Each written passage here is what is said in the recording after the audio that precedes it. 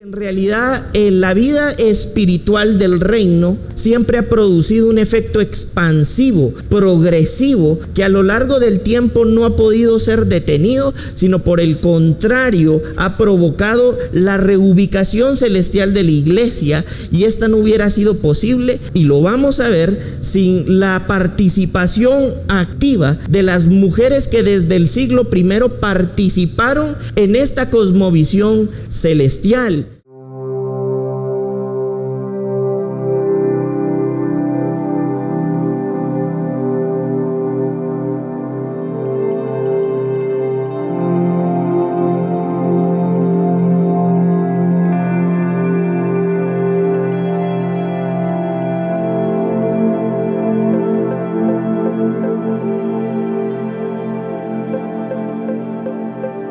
Casa de Fe.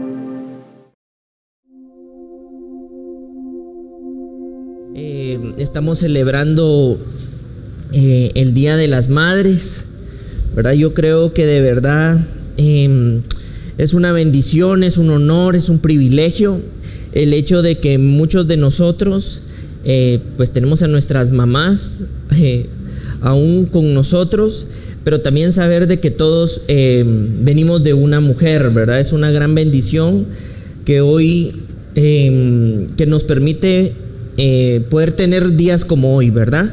Bienvenidas a todas las mamás. Quisiera que les pudiéramos dar un fuerte aplauso.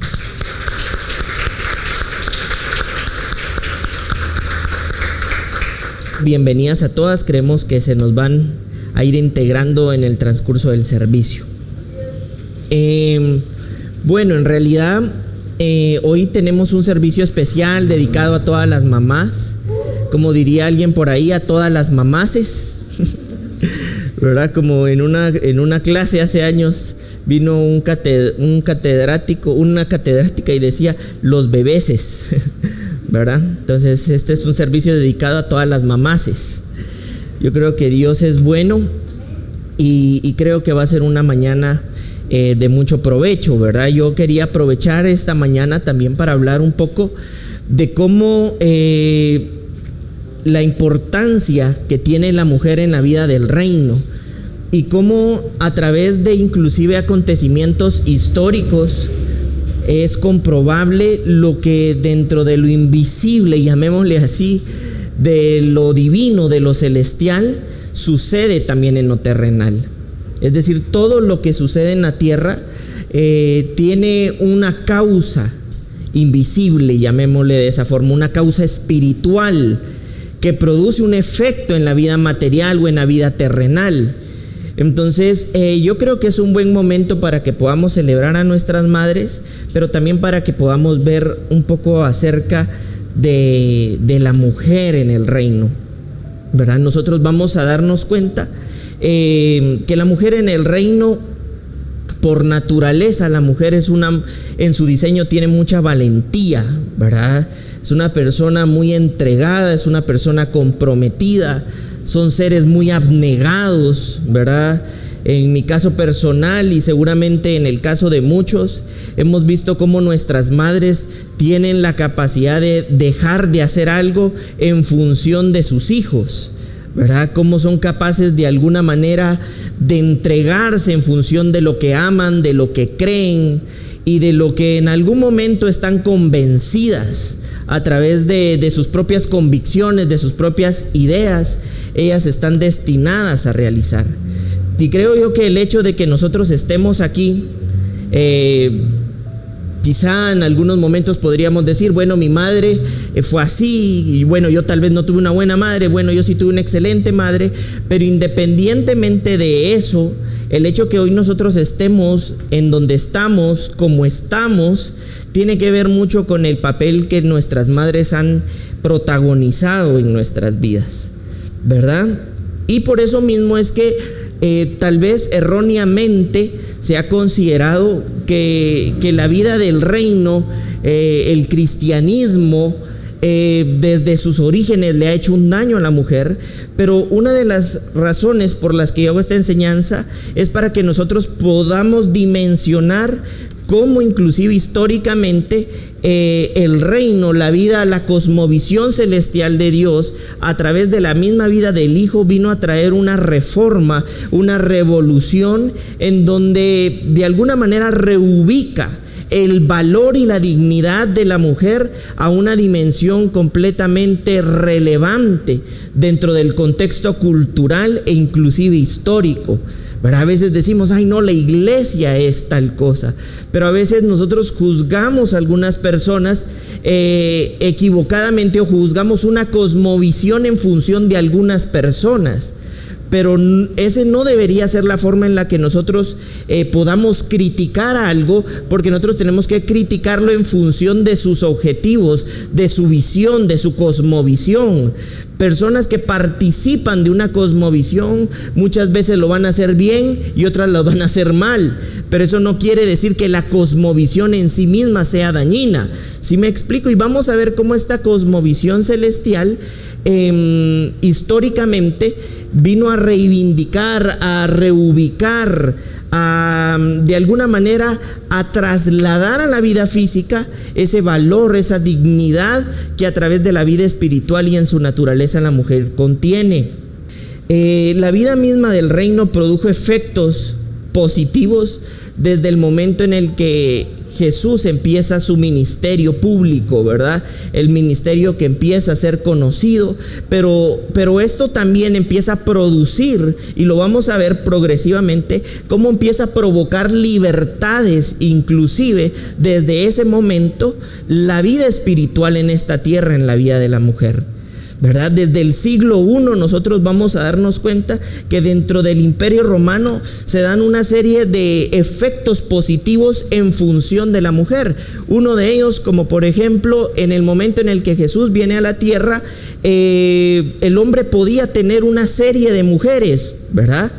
Pero dentro del diseño de Dios, esto no estaba preconcebido desde esa visión, desde esa óptica. Entonces, cuando viene Jesús, trae una reforma en donde la mujer, a través de la visión celestial o la cosmovisión del reino, provoca un beneficio de la mujer, y en todo caso trae un perjuicio en función de los hombres que vivían de esta manera, conduciendo al hombre a respetar y amar a su esposa, ¿verdad? Y a dejarla de ver en ese momento como un objeto. Y ya más adelante vamos a ir viendo casos más específicos. Pero es importante que mencionemos esto, porque en realidad la vida espiritual del reino siempre ha producido un efecto expansivo, progresivo, que a lo largo del tiempo no ha podido ser detenido, sino por el contrario ha provocado la reubicación celestial de la iglesia, y esta no hubiera sido posible, y lo vamos a ver, sin la participación activa de las mujeres que desde el siglo I participaron en esta cosmovisión celestial. Si esto hubiera sido tan malo, es muy probablemente que el porcentaje de mujeres que participarían dentro de esta visión celestial hubiera sido muy pequeña. Pero si nosotros revisamos inclusive el Antiguo Testamento, en muchos casos es la mujer la que queda mejor ubicada que el mismo hombre. Es decir, en otras palabras, yo puedo ver como un aliado de la fe, de la sociedad, incluso dentro de la cosmovisión del reino, trayendo un efecto dentro de la sociedad que produce una reubicación del valor que siempre ha tenido la mujer. Y eso es importante que nosotros lo dimensionemos y que lo tengamos presente, porque de alguna u otra manera esto nos va a permitir entonces evaluar dentro de todas sus áreas lo que la vida del reino o el cristianismo en realidad es. Por ejemplo, este es el ejemplo quizá más conocido. Desde el primer momento en el que Jesús nace o viene o es anunciado a esta tierra, pues lógicamente lo hacen a través de una mujer, ¿verdad? Una mujer que pone su vida en función del propósito.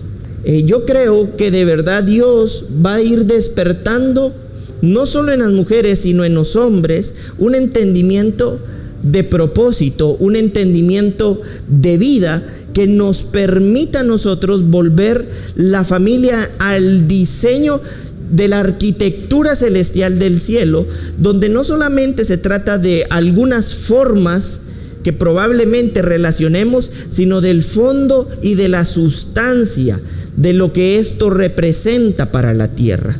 Yo de verdad creo que entre más hombres y mujeres despierten a esta realidad espiritual, tendremos un efecto más relevante dentro de nuestros entornos, dentro de nuestras familias, inclusive dentro de la misma sociedad, ¿verdad? Porque muchas veces nosotros hemos de alguna manera destruido progresivamente lo que nuestros entornos familiares son. Y esto no es porque exista una mentalidad conservadora, sino porque el creador de todas las cosas estableció formas y diseños, arquitecturas divinas que debemos ir conociendo para entonces poderlas reproducir de una manera más efectiva. El mismo ser humano es parte de la arquitectura divina de Dios. Las instituciones divinas que vemos en esta tierra también son parte de la arquitectura de Dios. Y eso es importante que lo tengamos en cuenta, porque en esta misma medida entonces nosotros vamos a poder reproducir la vida espiritual de Dios en esta tierra. Vamos a ver, por ejemplo, en el Evangelio de Lucas, dice: al sexto mes el ángel Gabriel fue enviado por Dios a una ciudad de Galilea llamada Nazaret, a una virgen desposada con un varón que se llamaba José, de la casa de David. Esto lo veíamos el domingo pasado, si no estoy mal, donde veíamos cómo había propósito desde el momento en el que Set es prometido y Set viene a esta tierra, ¿verdad? Y aquí está, ¿verdad? José, de la casa de David, y el nombre de la virgen era María. Y entrando el ángel en donde ella estaba, dijo: salve muy favorecida, el Señor es contigo. 29 dice: mas ella, cuando le vio, se turbó por sus palabras y pensaba qué salutación sería esta. Entonces el ángel le dijo: María, no temas, porque has hallado gracia delante de Dios, y ahora concebirás en tu vientre y darás a luz un hijo y llamarás su nombre Jesús. Este será grande y será llamado Hijo del Altísimo, y el Señor Dios le dará el trono de David, su padre, y reinará sobre la casa de Jacob para siempre, y su reino no tendrá fin. Nosotros vemos inclusive también en el Antiguo Testamento, cuando Daniel profetiza que iba a llegar el momento donde iba a ser establecido un reino que iba a desmenuzar otros reinos y que éste iba a prevalecer para siempre. Esa palabra profética estaba encontrando vigencia en ese momento a través de la madre de Jesús. Es decir, el ángel estaba anunciando lo que había sido profetizado miles de años o cientos de años antes del nacimiento de Jesús.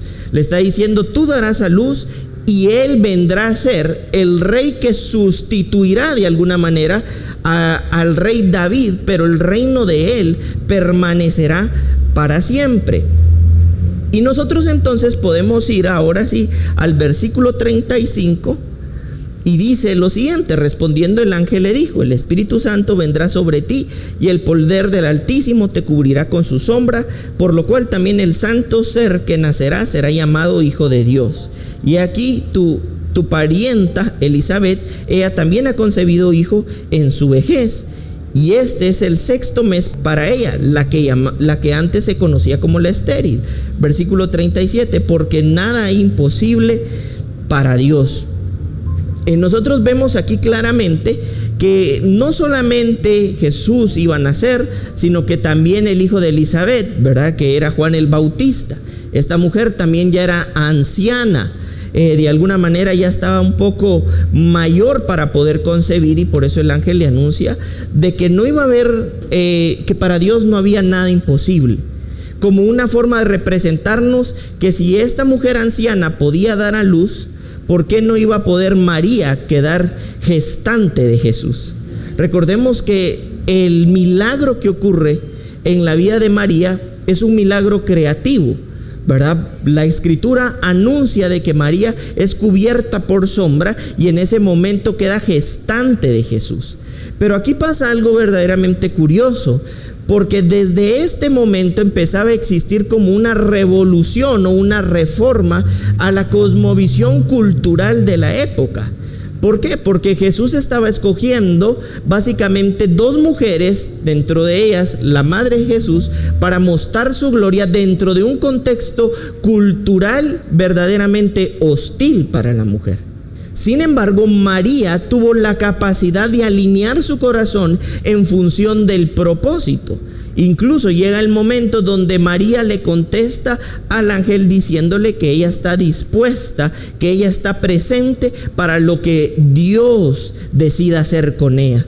Es decir, ella no se aferró a sus temores, ella no se aferró a su contexto social, cultural, difícil, enemigo en ese momento de la mujer, sino propuso en su corazón creerle a Dios de que ella podía ser la madre de Jesús. Pero aquí también está pasando algo maravilloso y nosotros lo podemos ver en el versículo 41. Y aconteció que cuando oyó Elizabeth la salutación, el saludo de María, la criatura saltó en su vientre y Elizabeth fue llena del Espíritu Santo y exclamó a gran voz y dijo: bendita eres entre todas las mujeres y bendito el fruto de tu vientre.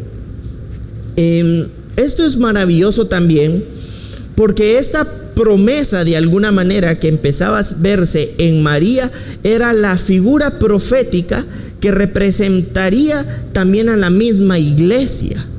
Por eso el Señor escogió una mujer, porque la iglesia en sí misma representa la naturaleza de la esposa de Cristo.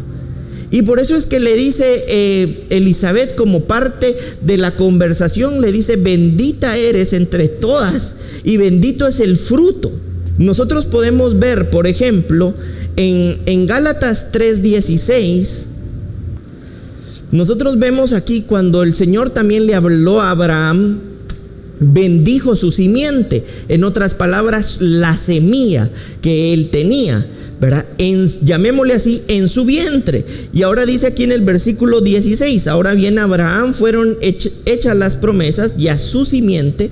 No dice a las simientes como si hablase de muchos, sino como de uno, y a tu simiente, la cual es Cristo. Simiente, en otras palabras, traducido de una forma más sencilla al español, es semilla.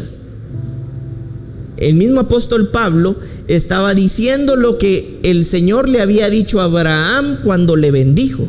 Bendijo la simiente de Abraham, la semilla que había en Abraham. ¿Y quién era la semilla de Abraham? Dice la Escritura: Cristo, ¿verdad? Elizabeth exactamente, de alguna manera, utiliza ese tipo de expresión para referirse también a lo que María tenía en su vientre. Le dice: tú eres una bendecida, tú eres una bendita, porque también tu vientre, el fruto de tu vientre, es una bendición. ¿Y quién era quien estaba en su vientre? Cristo, la semilla.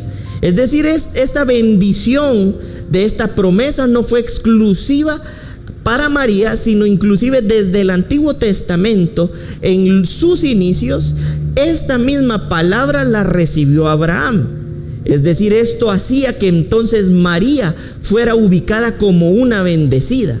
¿Y por qué era una bendecida? Porque tenía la semilla que desde el Antiguo Testamento el Señor había bendecido, inclusive en Abraham, ¿verdad? Y por eso es que nosotros entonces vemos en Efesios, en la carta a los Efesios 1:3, lo siguiente. Y dice: bendito sea el Dios y el Padre nuestro Señor Jesucristo, que nos bendijo con toda bendición espiritual en los lugares celestiales en Cristo.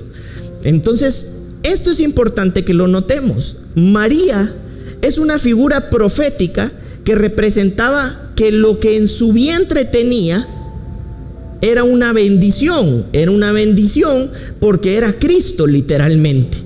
Recordemos que había quedado fecundada o engendrada a través de una obra celestial y milagrosa, ¿verdad? Y es ahí donde pues María queda gestante. Vimos que en el Antiguo Testamento, a través del apóstol Pablo, vemos cómo Dios bendijo la semilla que tenía Abraham en su vientre, llamémosle así, ¿verdad? El cual, dice la Escritura en la carta a los Gálatas, también era Cristo. Pero aquí en la carta a los Efesios, el apóstol Pablo ya nos está refiriendo única y exclusivamente a Abraham o a María, sino a la iglesia. ¿Por qué? Porque la iglesia en sí misma tiene la capacidad y la posibilidad de engendrar la vida espiritual de los hijos de Dios. Es decir, la iglesia en esta tierra es la que engendra la vida de Cristo en esta tierra y la que fecunda la semilla de Cristo. Entonces la carta a los Efesios dice que somos benditos o bendecidos con toda bendición porque participamos de la iglesia que es fecundada por Cristo. Es decir, hombres y mujeres tenemos la semilla eterna que le fue prometida a Abraham y que era la semilla que estaba gestando María. No sé si me estoy explicando con esto. Es decir, nosotros debemos darnos cuenta que nosotros participamos de la misma bendición que participó Abraham, que participó María, y que probablemente no nos llamemos ni Abraham ni María, pero por participar de esa figura profética que es María, como la iglesia, somos colocados en lugares celestiales en donde somos bendecidos con toda bendición. Es decir, tú, yo, nosotros somos unos bendecidos con toda bendición, porque parte de la promesa a Abraham era que su simiente era una bendición. ¿Y por qué su simiente, su semilla era una bendición? Porque es Cristo. ¿Por qué fue considerada María en ese momento en alta estima por alguien como Elizabeth? Porque lo que tenía en su vientre, y se lo dijo, es un fruto bendecido que inevitablemente a quien lo porta, a quien lo contiene, bendice. Es decir, que si Abraham fue bendecido en el Antiguo Testamento, que si María fue bendecida en el nuevo parte del inicio del Nuevo Testamento, nosotros como su iglesia, si portamos esa semilla, también somos bendecidos. Esto no quiere decir que no hay un contexto en el que nosotros seremos desafiados en nuestra fe, en nuestras convicciones, en nuestro carácter, pero lo que sí debemos tener claro es que aquel que ha portado la semilla de Cristo y se alinea su corazón en función de la semilla que contiene, su vida inevitablemente manifestará un triunfo evidente en esta tierra. Y el claro ejemplo lo vemos en María. María, en un contexto social completamente hostil, portadora de la semilla eterna, alineó su corazón en función del propósito al Señor. Y nosotros no encontramos en la Escritura que en función de lo que había sido llamado o llamada fracasara. ¿Por qué? Porque era una mujer que había sido bendecida con toda bendición en lugares celestiales, y no solamente eso, sino había dispuesto su corazón en función de ese propósito. Eso no quiere decir que ella no haya sido desafiada en su entorno. Lo que quiere decir es que a pesar del desafío cultural que esto representaba, esta mujer salió completamente victoriosa y vencedora en medio de los escenarios culturales que probablemente podían costarle incluso la misma vida. Y si a una mujer en ese contexto, porque alinea su corazón al propósito divino de Dios, sale vencedora, ¿cómo nosotros en este tiempo no vamos a poder reproducir la victoria de Cristo? Si la misma semilla, a través del mismo Espíritu Santo, está en nuestros corazones. Por eso es que nosotros vemos que el Espíritu Santo de alguna manera engendra a María. ¿Y cómo la engendra? Como también somos engendrados nosotros. ¿A través de quién? Del mismo Espíritu Santo. ¿Verdad? Porque a veces podríamos decir, ay, eso fue con María, pero nosotros somos engendrados para diferente función dentro del propósito, pero por el mismo Espíritu Santo, de la misma forma en la que el mismo Espíritu Santo pone su semilla en nuestro corazón. Yo de verdad creo que cada uno de nosotros, siendo hombres o mujeres, si somos recreados a una nueva dimensión del espíritu, a una nueva naturaleza, a un nuevo propósito de vida, y nosotros recibimos en nuestro corazón el llamado divino que pone la semilla eterna en nuestros corazones y en nuestros pensamientos, seguramente si nuestras vidas las alineamos en función de lo que hemos recibido, yo estoy seguro que no habrá contexto que pueda detenerte por más que pueda desafiarte. Vamos a seguir viendo. Por otra parte, esto históricamente era un desafío. Digan conmigo, esto históricamente era un desafío.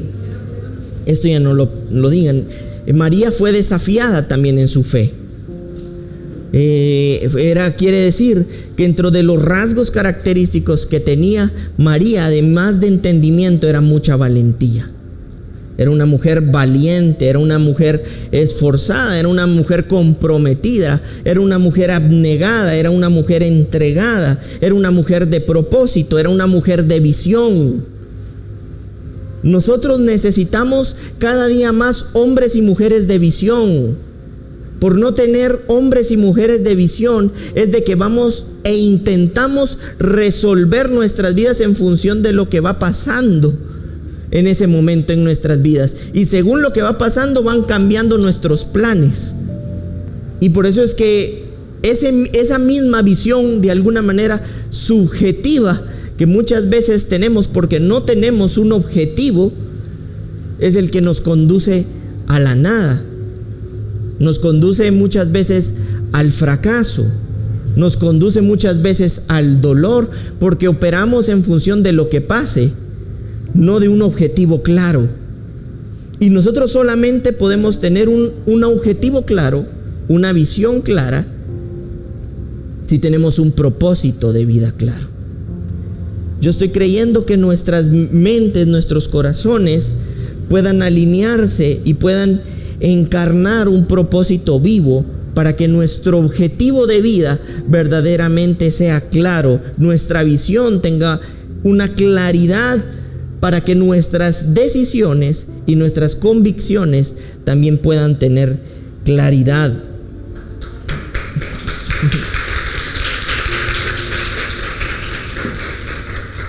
Luego del nacimiento de Jesús, la cosmovisión divina del reino provocó que se levantara una generación muy ferviente,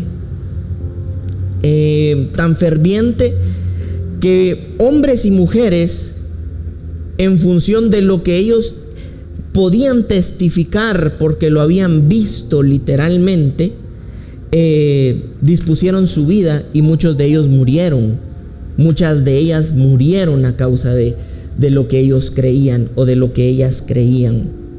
Pero también resultado de esta reforma que empieza a surgir desde María, llamémoslo así, vemos cómo la iglesia empieza a tener dentro de sus filas una cantidad de mujeres que antes no se había visto, resultado de lo que la iglesia de alguna manera empezó a provocar dentro de su contexto cultural.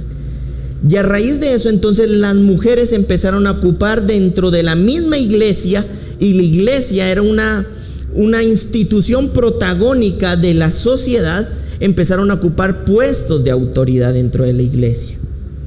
Eso mismo hacía que la mujer encontrara en la iglesia el propósito de su existencia, pero también un lugar en donde ellas podían ser fortalecidas, y en muchos casos también como un refugio, históricamente hablando, ¿verdad?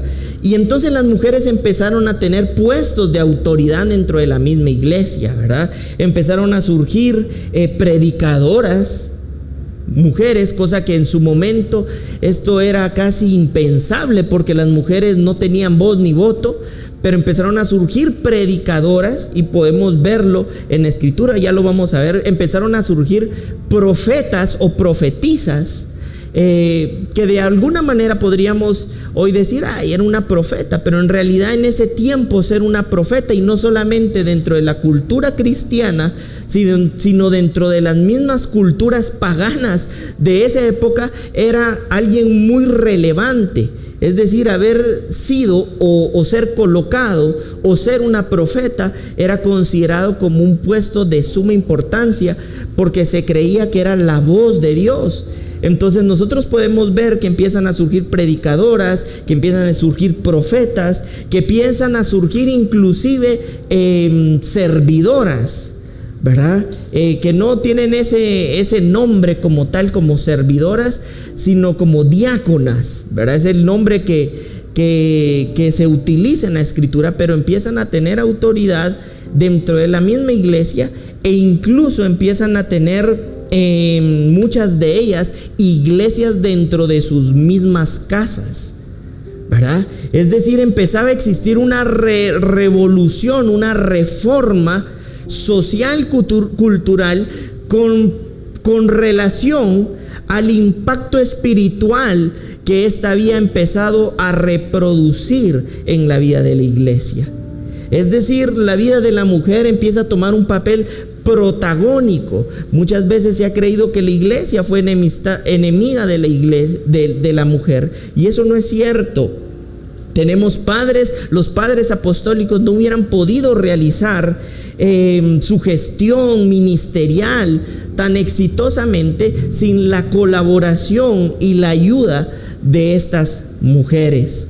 Inclusive existen documentos no cristianos, no bíblicos, que narran parte importante de esto que les estoy diciendo. Por ejemplo, existió la carta de un joven que se llamaba Plinio al emperador Trajano, donde él le hacía y le preguntaba cómo podía conversar, cómo él podía obtener información de los cristianos, o cómo él podía hacer para obtener información de los cristianos, porque él había interrogado servidoras, diáconas en autoridad de una iglesia, que habían decidido morir antes de negar su fe, por ejemplo.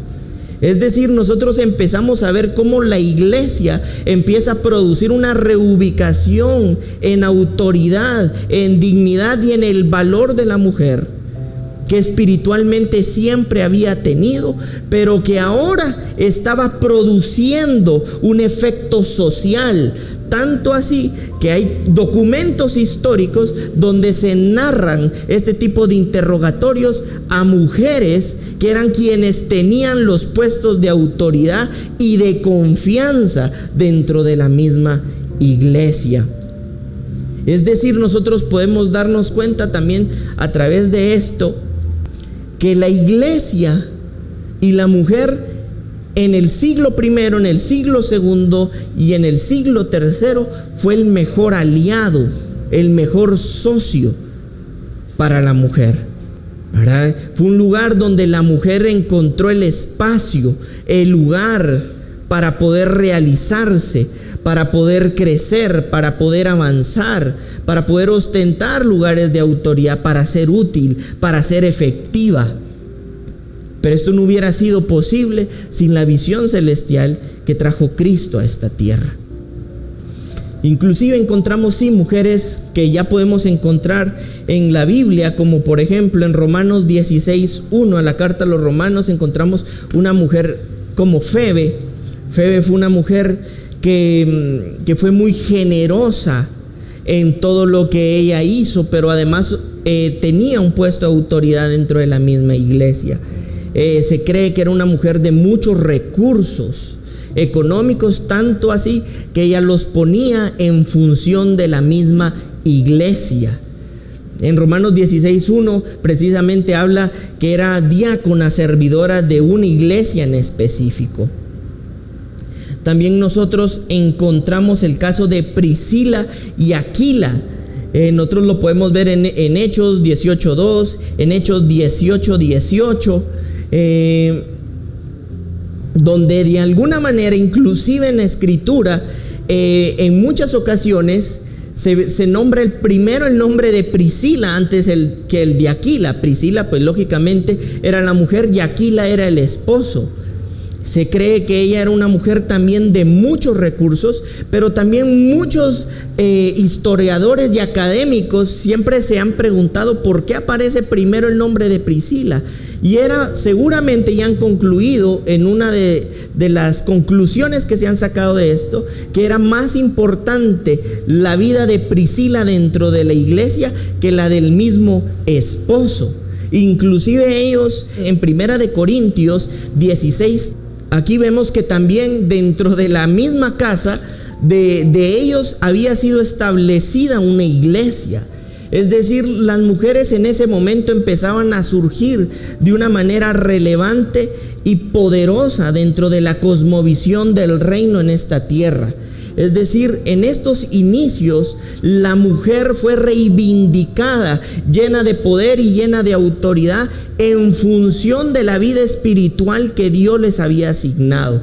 Por eso es que nosotros podemos encontrar en muchos momentos donde el apóstol Pablo se dirige a esta pareja de esposos de Priscila y Aquila con mucho respeto, con mucha admiración, con mucho honor, porque la vida de estas personas, de estas mujeres, estaban revolucionando la vida ministerial, social y cultural de la época.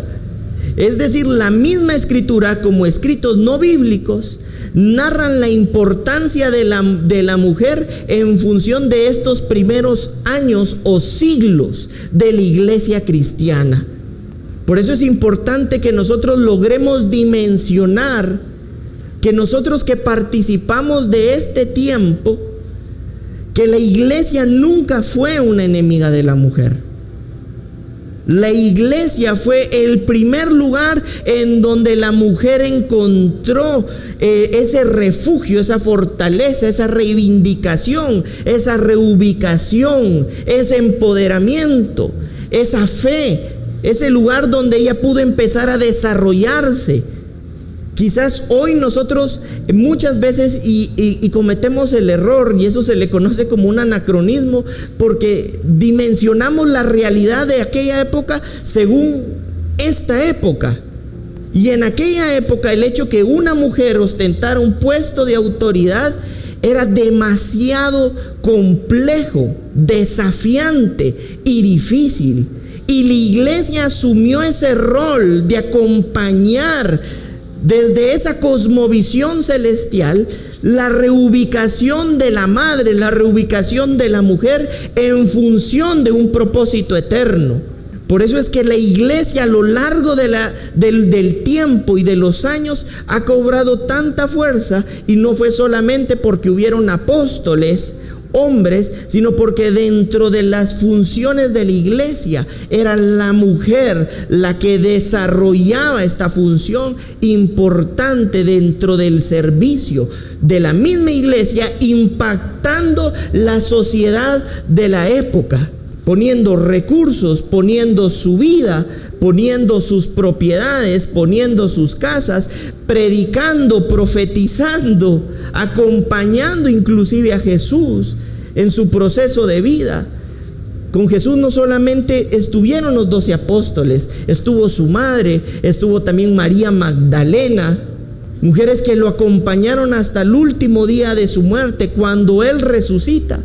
Es María Magdalena quien presencia la resurrección de Cristo, como también había presenciado la muerte de Jesús. Y en ese tiempo ser un testigo ocular era algo muy importante, porque no era un tema como de chisme o de murmuración. Quien había presenciado un acontecimiento ocular tenía una autoridad especial porque podía hablar del hecho. Y por eso a esta persona que había presenciado este acontecimiento lo rodeaban ancianos y ancianas de ese lugar, para que su testimonio no pudiera ser desacreditado, para que se mantuviera en la verdad. Y si en algún momento se equivocaba, las personas que le acompañaban podían levantarse y decir: eso que está diciendo no es verdad. Por eso históricamente se considera que el testimonio oral en ese tiempo podía permanecer bastante puro hasta 200 años por las formas que ellos tenían de cuidar todo lo que se decía que habían testificado o habían presenciado. Es decir, la idea de esto es que nosotros podamos darnos cuenta que la mujer dentro de la vida de la iglesia, que dentro de la vida del propósito, siempre ha sido importante. Siempre ha sido importante porque la misma iglesia representa la naturaleza de una esposa recreada en Cristo, surgida en Cristo, en función de la transformación de naciones, de entornos, de familias, de culturas, de sociedades. Por eso es que el Señor les da el privilegio de poder traer a la vida, no al hombre, sino a la misma mujer. Porque es un privilegio de su naturaleza tener la capacidad de manifestar en esta tierra algo que el hombre no puede, y es otra vida. El mismo apóstol Pablo, nosotros lo podemos ver en la carta a los Gálatas, capítulo 3, versículo 28. Dice, Gálatas 3:28, dice: ya no hay judío ni griego, no hay esclavo ni libre, no hay varón ni mujer, porque todos vosotros sois uno en Cristo. Esta es una de las declaraciones más importantes que uno de los apóstoles, de los padres de la fe, de los fundadores de la iglesia, llamémosle así, pudo haber hecho. Porque en ese momento él con esa declaración dentro del contexto estaba rompiendo con el clasismo, con el tema de que porque eres judío, yo sí tengo derecho. En ese tiempo eso era muy importante. Tú eres griego, entonces no tienes el mismo derecho como yo de judío. Él mismo está diciendo, ya no hay hombre ni mujer, no porque estuviera disolviendo el género de las personas, sino porque los estaba estableciendo en una misma condición de igualdad. Es decir, nosotros es importante que logremos dimensionar que la vida espiritual que tenemos en Cristo nos ha justificado, nos ha recreado y ha reproducido una vida a través del mismo Espíritu Santo y su propósito, que nos permite a nosotros avanzar poderosa y gloriosamente. La mujer nunca ha sido un enemigo de la iglesia. Quizás muchos a través del tiempo han distorsionado la visión celestial que en un inicio a través de Jesús fue plasmada, que a través del Espíritu Santo, a través de engendrar a María, se estableció en esta tierra, que a través de los mismos apóstoles fue establecida en esta tierra, que pueden negar inclusive los acontecimientos de la misma Biblia por sus hechos, pero que no pueden negar esos datos que han quedado registrados en la historia. La mujer tiene esa capacidad de poder avanzar, de poder desarrollarse, de poder crecer, de poder avanzar, de poder tener un propósito más grande que su propia existencia, de poder comprobar a través de su propia vida que fueron llamadas, creadas, recreadas en Cristo Jesús para un propósito más grande que sus propias ideas. Que necesitamos personas y mujeres como en ese tiempo, valientes y decididas en función de un propósito más grande, porque este propósito a lo largo de la historia solo ha podido avanzar con la colaboración y el protagonismo de ellas. Nosotros podemos ver que inclusive en Roma existió un emperador que se llamaba Decio, que fue uno de los emperadores que empezó a matar y asesinar y a perseguir a la iglesia cristiana de una forma bastante cruel. Y pasó algo bien curioso. Cuando él invade una iglesia al norte de África, encuentran que habían túnicas de hombres y de mujeres, y encontraron que habían 16 túnicas de hombres contra 82 túnicas de mujeres. Es decir, superaban 5-1 la cantidad de servidoras participantes de la iglesia de la fe en Cristo a los mismos hombres.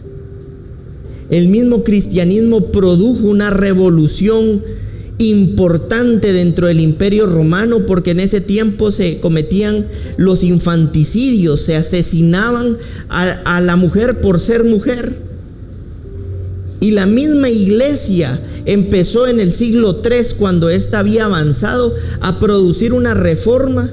Tanto así que antes de que el cristianismo llegara, por cada 130 hombres habían 100 mujeres. Algo que biológicamente casi que es imposible. ¿Por qué? Porque siempre hay más mujeres naciendo que hombres naciendo. Pero en Roma nacían 130 hombres por 100 mujeres.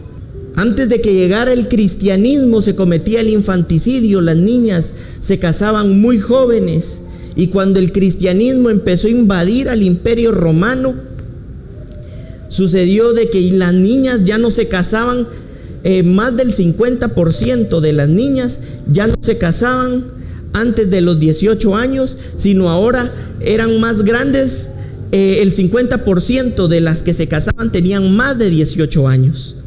Es decir, la vida espiritual del reino a lo largo del tiempo ha producido una serie de efectos transformadores, reformadores a través del Espíritu Santo, donde tanto el hombre como la mujer han podido participar del llamamiento de Cristo como resultado de haber alineado sus corazones y sus pensamientos en función de un propósito más grande que ellos mismos.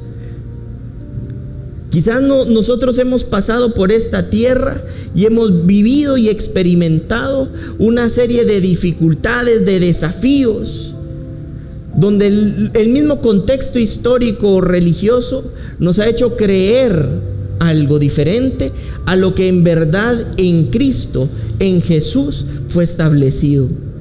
Tú y yo no somos el resultado de una casualidad, sino de una causa.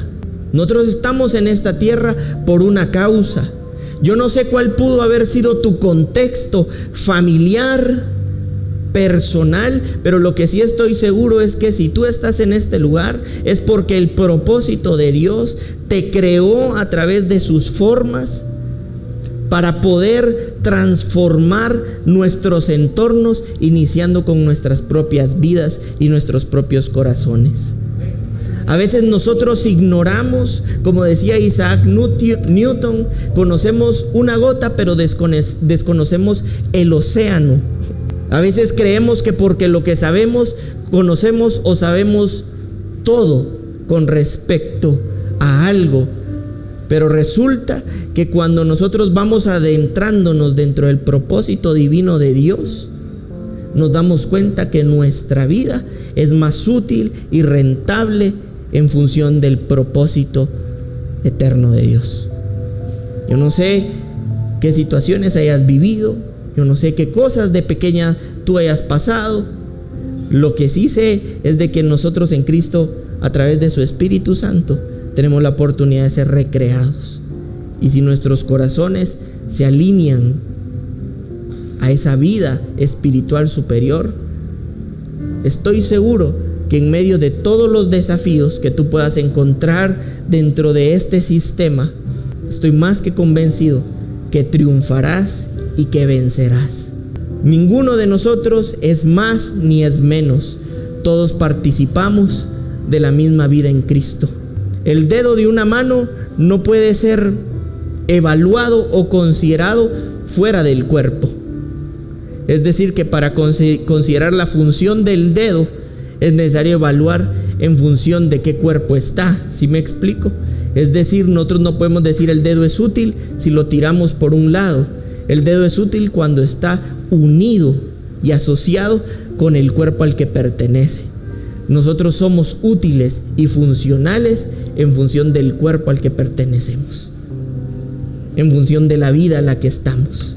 No se puede conocer y dimensionar todo lo que en nosotros somos, a menos de que empecemos a entender lo que nosotros somos en este reino, lo que nosotros somos en este propósito, y lo que nosotros somos en esta iglesia. Yo estoy seguro también de que a través del mismo Espíritu Santo Dios va a ir revelándose a nuestros corazones y a nuestros pensamientos. Si ustedes se dan cuenta, no es que nosotros hayamos alcanzado a Dios. Como dijo Jesús, nos era conveniente que Él partiera para que Él viniera. Es decir, nosotros no lo alcanzamos, Él bajó. No han sido nuestras propias formas, no han sido nuestras propias fuerzas. Ha sido la gracia, la misericordia, la bondad, el amor, quien nos ha permitido empezar a redescubrirnos en esta nueva recreación de esta nueva naturaleza en Cristo. Tú no eres menos de lo que probablemente alguien te haya hecho creer.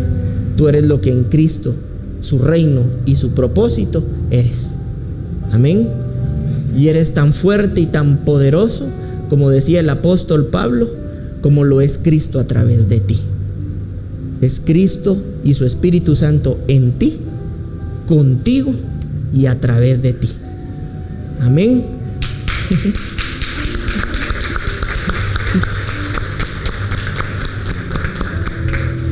Creo que las madres de verdad son un regalo de Dios. Son de verdad una gran bendición. Yo estoy agradecido con mi mamá, que está por ahí atrás. De verdad te honro, te bendigo. Le agradezco al Señor infinitamente por tu amor, por tu paciencia, por tu entrega, por tu compromiso, por tu sabiduría, por tu inteligencia, por tu fuerza, porque fue a través de ti que yo conocí el no rendirme. Yo recuerdo que en muchas ocasiones, tú estando enferma, no dejabas de trabajar. Ese día yo comprendí que uno podía y uno debía avanzar. Yo a través de ti conocí lo que es la fuerza, la entrega, el amor, el consejo y la inteligencia. Porque quizá en su momento no lo conocíamos como hoy lo conocemos, pero a través de ti yo también pude conocer la vida de Dios, ¿verdad? Creo yo que todos y cada uno de nosotros tenemos esa bendita oportunidad de poder ser ese reflejo de Cristo en esta tierra. La tierra ya no necesita de Byron, ya no necesita de Juan, ya no necesita tanto de Pedro, necesita de Cristo. Y nosotros somos los recipientes vivos de ese Espíritu. Amén.